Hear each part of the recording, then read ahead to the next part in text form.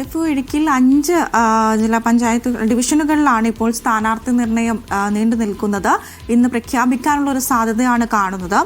സ്ഥാനാർത്ഥി പ്രഖ്യാപനം ഉണ്ടായാൽ തന്നെ അതൊരു പൊട്ടിത്തെറിയിലേക്ക് മാറുമോ എന്നുള്ളൊരു ആശങ്ക നിലനിൽക്കുന്നതിനാൽ DCC ഇപ്പോൾ KPCCക്ക് ഈ ഒരു സ്ഥാനാർത്ഥി നിർണയം വിട്ടിരിക്കുന്ന ഒരു സാഹചര്യം തന്നെയാണ് നൽകുന്നത്.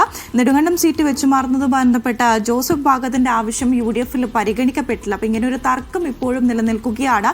ഇന്ന് സ്ഥാനാർത്ഥി പ്രഖ്യാപനം ഉണ്ടായാൽ തന്നെ അവിടെ ഒരു കലഹം ഉണ്ടാകുമോ എന്നുള്ളൊരു ആശങ്ക ഇപ്പോഴും നിലനിൽക്കുന്നുണ്ട്. അതുപോലെ തന്നെ ഈ ഒരു നാമനിർദ്ദേശ പട്ടിക സമർപ്പിക്കാനുള്ള ഒരു ദിവസം അവസാനിക്കാനിരിക്കെ UDFന്റെ ഈ ഒരു തീരുമാനം സ്ഥാനാർത്ഥി പ്രഖ്യാപനം പോലും പൂർത്തിയായിട്ടില്ല എന്നുള്ളതാണ്. അതുപോലെ എറണാകുളം ജില്ലയിലേക്ക് വരികയാണെങ്കിൽ ഇന്നലത്തോടു കൂടി തന്നെ UDFന്റെ സ്ഥാനാർത്ഥി പ്രഖ്യാപനം എല്ലാം തന്നെ പൂർത്തിയായിരിക്കുകയാണ്.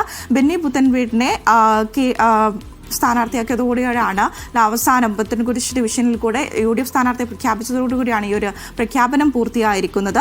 അതുപോലെ തന്നെ നമ്മൾ വരുമ്പോൾ സീറ്റ് ഭാഗത്തിൽ വീണ്ടും തൊടുപുഴയിലും നഗരസഭയിൽ മുസ്ലിം ലീഗിന് വിമതശല്യം കൂടുന്നുണ്ട്. അങ്ങനെ കോട്ടയത്തേക്ക് വരുമ്പോഴാണെങ്കിൽ പാലാ നഗരസഭയിലെ സ്ഥാനാർത്ഥി നിർണയത്തെ ചൊല്ലി കോൺഗ്രസിൽ ഒരു ഭാഗം ഇടഞ്ഞു നിൽക്കുന്നു എന്നുള്ളതാണ്. അപ്പോൾ സ്ഥാനാർത്ഥി പ്രഖ്യാപനങ്ങൾ ആകെ ഇടുക്കിയിലാണ് ബാക്കിയുള്ളത്. എന്നാൽ ബാക്കി എല്ലാ ജില്ലകളിലും നോക്കുമ്പോൾ ചെറിയൊരു ആശങ്കയും നിലനിൽക്കുന്ന ഒരു സാഹചര്യമുണ്ട്.